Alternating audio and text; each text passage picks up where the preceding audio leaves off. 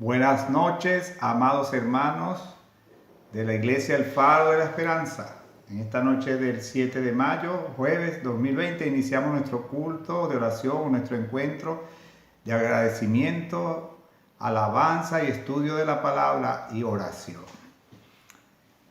Espero que estén bien. Nos reunimos, nos disponemos a consagrar este tiempo especial al Señor en el Salmo 93, todo el Salmo 93. Les saludo compartiendo con ustedes que estamos orando mucho por cada uno de ustedes, por cada una de sus peticiones a diversas horas del día, y el Señor es grande.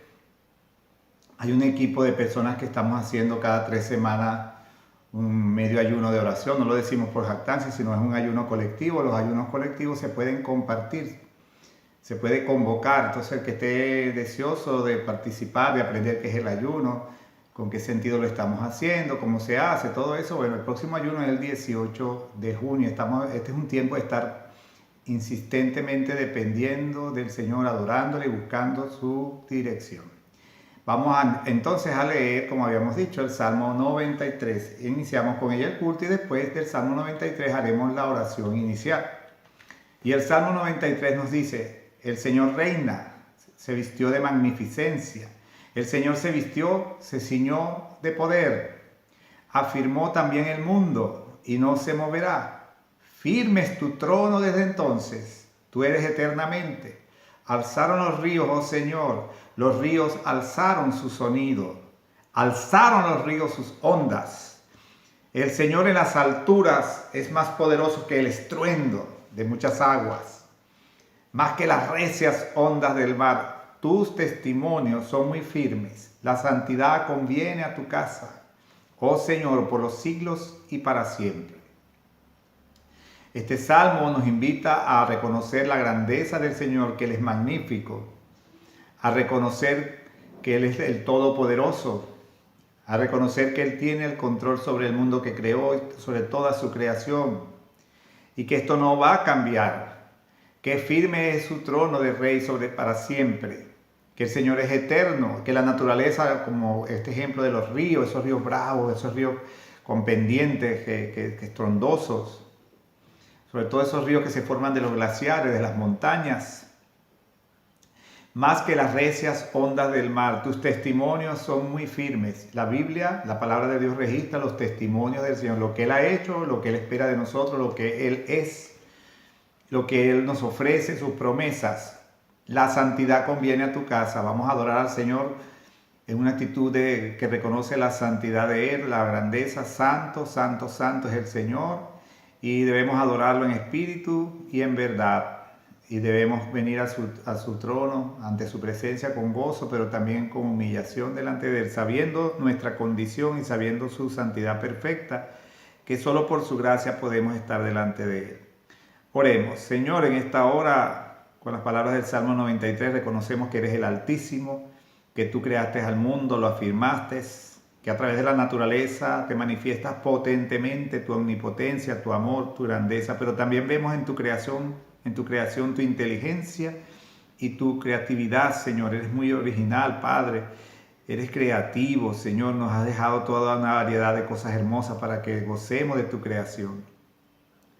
Oh Padre amado, recibe nuestra adoración en esta hora. Te dedicamos este tiempo de oración, de adoración a ti. Dirígenos, guíanos, protégenos, líbranos, Señor, de todo mal en esta hora. Pon en nuestro corazón, en nuestra mente, la mejor disposición a adorarte, a orar con fe, Señor, creyendo que tu voluntad va a ser hecha a través de cada oración y a través del estudio de tu palabra, a través de las acciones de gracia. Bendito tú, Señor. Límpianos con la sangre de Jesús. Quita de cada uno de nosotros, Señor, cualquier actitud que no sea agradable, cualquier actitud o hecho que pueda impedir que nuestra mente, nuestro corazón, nuestro humor, nuestras emociones, nuestro espíritu, nuestra alma, nuestra voluntad esté dispuesta al máximo para ti. Quita y consuela, quita lo que no debe estar en nosotros y consuela a cada quien que necesite consuelo, y pon a través de tu espíritu el mejor deseo de adorarte, de conocerte y de entender y vivir tu palabra. En el nombre de Jesús, toda la gloria y la honra para ti. Amén.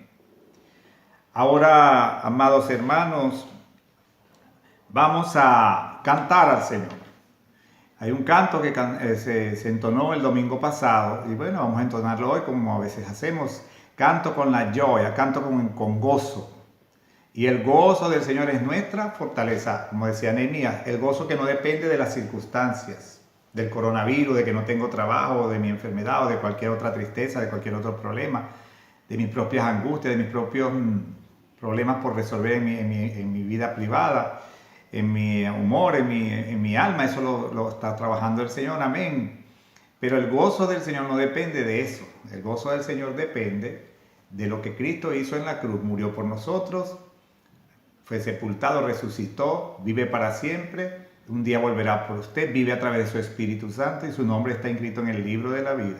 Cantemos con gozo, canto con la joya.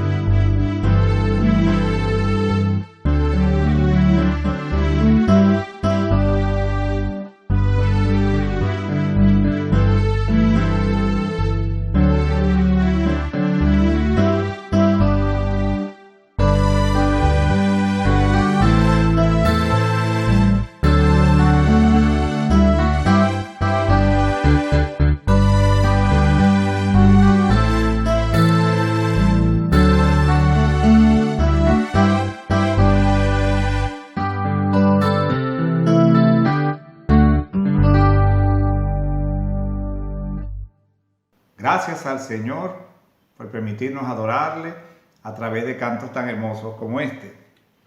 Y ahora vamos a nuestro tiempo de acciones de gracias y oración por misiones mundiales.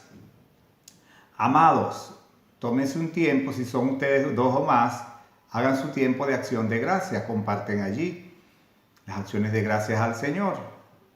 Y luego hagan estas oraciones por las misiones mundiales que tiene 3 aspectos. Ahí está en la diapositiva, pero se los recuerdo. Vamos a orar por los cristianos perseguidos en el mundo, por las víctimas de las guerras del Yemen y Siria. Hay que seguir adelante persistiendo. Vamos a orar por los países que viven hambruna, el África, el Asia. El África está muy azotada todavía, continúa. Hay escasez de agua en muchos de esos países. Y oremos también por Venezuela, que está sufriendo tantas calamidades. Que sea libre pronto y que Dios le lleve el pan y las medicinas a los habitantes de Venezuela. Oremos por la misión Una Canaria para Cristo en Las Palmas de Gran Canaria. Oremos por los hermanos Taís y Álvaro y por todos los creyentes. Oremos por la célula que se está abriendo en Tampa, en Carrollwood, Estados Unidos, y por los nuevos responsables que son el hermano Samuel Fornino y la hermana Laura Miranda. Oremos por nuestros misioneros, hermanos en Cristo, Lucas y Bexabé Colmenares en Madrid, España, su trabajo que están haciendo, y por sus vidas, sus hijos, su ministerio. Una vez que hagamos esas acciones de gracia y oremos, regresemos a nuestro video. Dios les bendiga.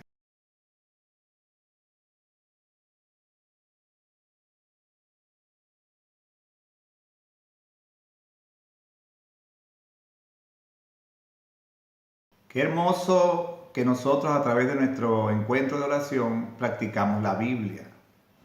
El Señor nos dice en Mateo 28 que debemos llevar el Evangelio hasta lo último de la tierra. En Hechos 1:8 dice el Señor que debemos predicar desde nuestra ciudad, Jerusalén, a nuestros vecinos, más allá, los países más vecinos, Judea, y hasta lo último de la tierra. Entonces, toda iglesia por naturaleza es misionera. Dios deja a la iglesia, deja al creyente para que gane a otros para Cristo y los haga discípulos, les enseñe todas las cosas y los bautice en el nombre del Padre, del Hijo y del Espíritu Santo. Entonces, qué hermoso el privilegio que tenemos de orar y de tomarlo en serio para la gloria del Señor. Él es el que convence a los corazones. Y vamos a cantar Cercate prima. Busquemos primero el reino de Dios y su justicia a través de este canto.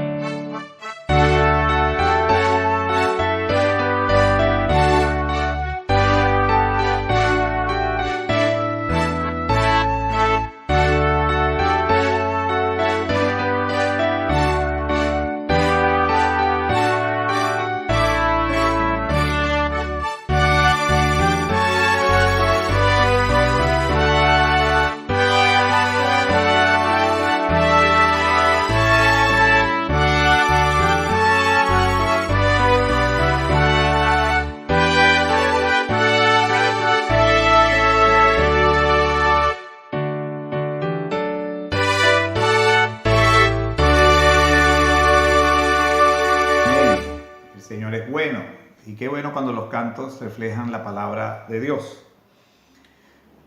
Vamos a empezar en este momento, disponernos al estudio bíblico de hoy jueves 7 de mayo 2020. El tema es la realidad de la oración eficaz. La realidad de la oración eficaz. Y el texto es Santiago 5, 16, 17 y 18. Busquen su Biblia, Santiago 5, 16, 17 y 18. Ahora, amados, iniciamos nuestro estudio bíblico en Santiago 5, 16 al 18. Y el tema, como ya sabemos, es la realidad de la oración eficaz. Hagámonos una interesante pregunta. Cuando estamos frente a algún tipo de problema, en el caso suyo, ¿usted se detiene a orar o se pone en acción a tratar de resolver la situación por sus propios recursos, por sus propias estrategias e inteligencia? Dios actúa poderosamente por medio de la oración, pero tristemente muchos de nosotros acudimos a la oración al último momento, cuando ya no podemos, cuando ya estamos fatigados, angustiados, paralizados del miedo o desanimados, cuando debe ser al revés. Nosotros debemos ir primero que nada a la oración. Dado que el poder de Dios es infinitamente superior al nuestro, debemos ir a Él, confiar en Él. Él nos invita a traer nuestras cargas y nuestras luchas. Cristo, siempre recuerdo la voz de Cristo cuando le decía a los apóstoles: ¿no les he dicho que si creéis veréis la gloria de Dios? Valiéndose del ejemplo de Elías, Santiago nos recuerda lo que puede lograr la oración eficaz de una persona justa. En el pasaje de hoy el tema es la sanidad, porque dice que orará por el enfermo y será sano. Pero esa no es la única oración que Dios desea responder. Cada aspecto de la vida puede ser tocado por el poder de la oración. Hágase esta pregunta: ¿cómo puedo experimentar una vida de oración eficaz? ¿Cómo puedo experimentar una vida de oración eficaz? En el versículo 16 de nuestro texto de hoy, la palabra del Señor nos dice: confesad vuestras ofensas unos a otros y orad unos por otros para que seáis sanados. Pero termina diciendo esta parte, la parte C del versículo 16, si lo dividimos en tres partes, la parte C corresponde a esto: la oración eficaz del justo puede mucho. Entonces, ¿cómo puedo experimentar una vida de oración eficaz? Número 1, hago el paso un poco largo para que reflexionemos. Número 1, ¿cómo puede experimentar una vida de oración eficaz? Ejerza como creyente en Jesucristo su nueva condición de persona justa en Cristo. Ejerza ese derecho de que usted es una persona justificada, usted es un justo a través de Cristo. La oración eficaz del justo puede mucho. Aquí el término justo se refiere a cada creyente en Jesucristo, que está en comunión con el Señor, que está en paz con Dios a través de Jesús. Y la palabra de Dios aquí contiene una promesa. Dice que la oración del justo será o es eficaz, es potente. Será escuchada, será tomada en cuenta, de acuerdo a la perfecta voluntad de Dios. ¿Y qué le toca al justo? Creerla, apropiarse de ella y usarla para ser de bendición a otros y a él mismo. La justicia es una cualidad muy singular del propio Dios, o sea, pertenece a Dios. Uno de los conceptos de que Dios es siempre bueno, misericordioso y justo. Romanos 1:17 nos lo recuerda, porque en el Evangelio la justicia de Dios se revela por fe y para fe. Como está escrito: mas el justo por la fe vivirá. Y a la vez es un don otorgado al creyente a través de su decisión de seguir a Cristo, de su fe en Cristo como Señor y Salvador. En Filipenses 3:9 nos dice: no teniendo mi propia justicia, que es por la ley, sino la que es por la fe de Cristo, la justicia que es de Dios por la fe. Está aclarando aquí Pablo. Cristo como un único camino de salvación por la gracia. A través de la fe en Cristo, hay que señalar que esta característica también tiene connotación judicial. Un aspecto de la transformación que el Señor ha logrado en el creyente es que ahora ya no estamos perdidos, ya no somos considerados reos de muerte o de condena. Antes, sin Cristo, estábamos perdidos, condenados a la separación eterna del Señor, pero ahora estamos en este estado de justificación o estado de justicia que Cristo nos ha dado ante el Padre. Jesucristo vino a solucionar esta situación. Usted es una persona justificada, usted debe ser llamado justo, como dice la Biblia, porque es un seguidor de Jesucristo que lo ha justificado con su muerte y su resurrección. Romanos 3:24 dice, siendo justificado gratuitamente mediante la redención que es en Cristo Jesús. Él pagó el precio, esa redención pagó el precio de nuestra libertad. Cuando Pablo habla de los justificados, se refiere a que por la pasión, muerte y resurrección de Cristo, el Señor ha llevado las cosas a tal punto que ahora todos los que por fe han aceptado el regalo de salvación que Dios ofrece en su Hijo, están ante el tribunal de Dios absueltos y declarados inocentes. Eso es ser justo. Y esto al margen de las obras en cumplimiento de lo prescrito por la ley de Moisés. En virtud de su justicia, Dios se manifiesta al que cree en un justo juicio de absolución, en virtud de que Jesús fue entregado a la muerte por nuestras transgresiones y resucitó para nuestra justificación. Romanos 4:25 dice, el cual fue entregado por nuestras transgresiones y resucitado para nuestra justificación.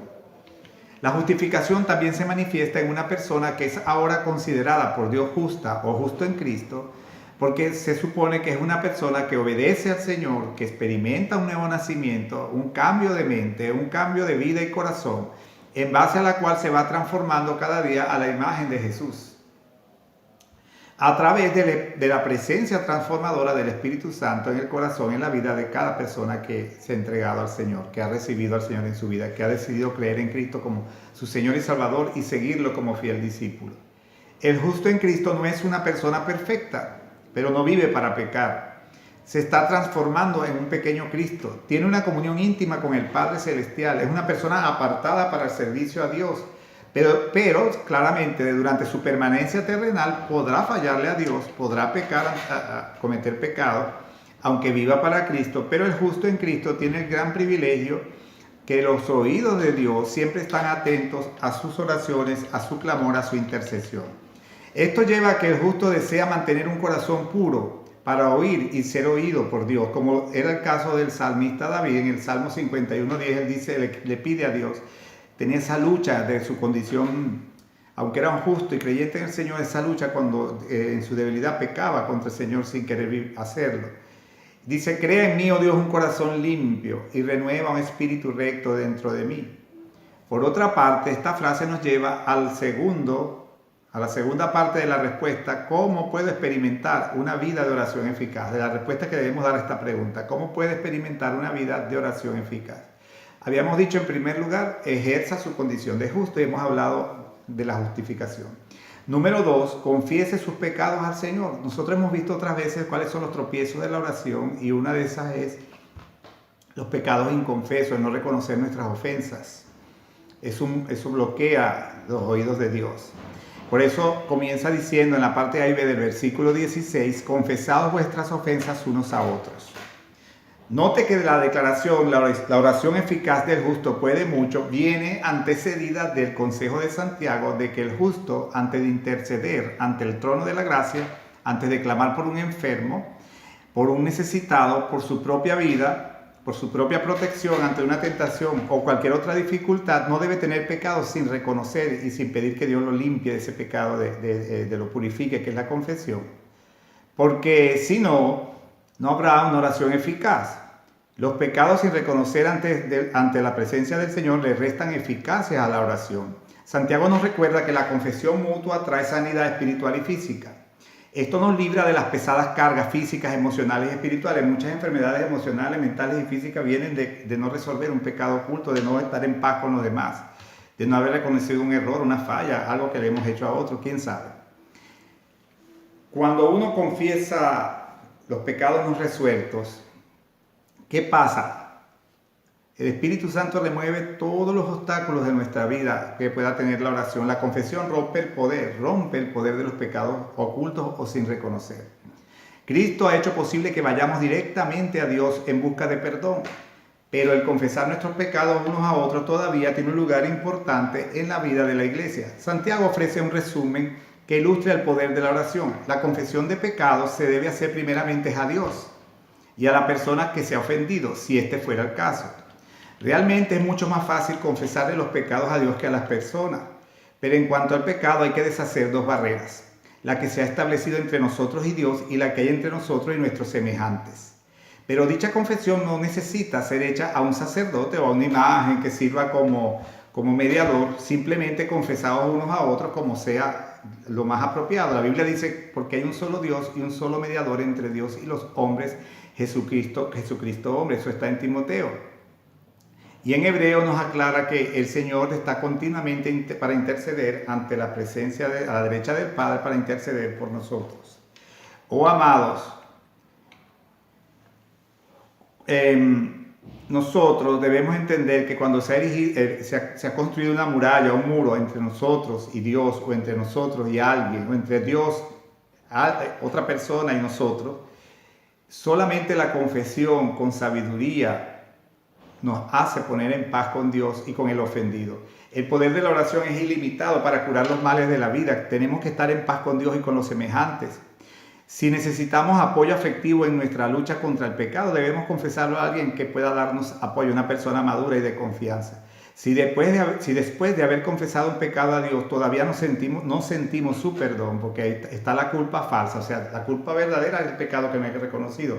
Lo reconozco, Dios perdona porque lo dice su palabra y ya deja de ser una culpa verdadera porque ya el Señor la perdonó, la absorbió, tu pecado. Vamos directamente a Él, pero entonces a veces quedamos con remordimiento, entonces necesitamos la ayuda y el apoyo de otro creyente. Oír de su parte el consejo para que superemos este error o este sentido de culpa, que no aceptamos el perdón de Dios. Por otra parte, el texto nos invita a la oración de intercesión de los unos por los otros. Dice, confesad vuestros pecados unos a otros y oren unos por otros, para que seáis sanados. Dice, orad unos por otros, especialmente en favor del hermano que se halla en necesidad. Se dirige a todos los creyentes este consejo de Santiago y los exhorta a rogar unos por otros, sobre todo por los enfermos. Pero hemos hablado de que la oración eficaz no solamente se aplica al área de la salud, se aplica a todas las necesidades nuestras y de los demás y a todas las situaciones como esta del coronavirus. La comunidad le da valor a los enfermos y comienza por los enfermos de su propia iglesia porque es como el hospital y la escuela donde uno se entrena y está atento a orar por los demás enfermos. Al mismo tiempo le recuerda a los fieles, a los creyentes, la solicitud que han de tener por los enfermos. La oración del cristiano es muy poderosa si se hace con buena intención y con sinceridad. ¿Cuántas bendiciones descienden, amados, sobre el mundo por medio de una oración fraterna de intercesión por los hermanos? ¿Cuántos males se evitan? ¿Cuántas calamidades se convierten en bienes cuando nosotros oramos y nos reconciliamos con el hermano antes de orar y que perdonemos a los que nos han ofendido? Mateo 5, 23, 24 nos recuerda, si traes tu ofrenda al altar y allí te acuerdas de que tu hermano tiene algo contra ti, deja allí tu ofrenda y delante del altar anda y reconcíliate primero con tu hermano y entonces ven y presenta tu ofrenda. Y orad unos por los otros para que seáis sanados, termina este versículo. Número 3, ¿cómo puedo experimentar una vida de oración eficaz? Orando fervientemente, poniéndose en la práctica. En Venezuela decimos mucho que la pelea es peleando y la oración ferviente es orando. Número 3, ore fervientemente. Fíjese el verso 17 y 18. Elías era un hombre sujeto a pasiones semejantes a las nuestras, dice Santiago, y oró fervientemente para que no lloviese, y no llovió sobre la tierra por 3 años y 6 meses. Y otra vez oró, y el cielo dio lluvia, y la tierra produjo su fruto. Entonces, parte A del versículo 17. Elías era hombre sujeto a pasiones semejantes a las nuestras. Era un hombre como nosotros. Elías es un modelo de una oración ferviente, la cual fue contestada por Dios. Su efectividad en la oración se extendió aún en el clima. Pero esto muestra que el corazón de Elías estaba en sincronía con el corazón de Dios, porque Dios estaba usando esa sequía para hacer juicio a una nación que no quería arrepentirse, que no quería oírlo, que no quería reconocer sus errores, que no quería ni la bendición de Dios, y usó la oración de Elías.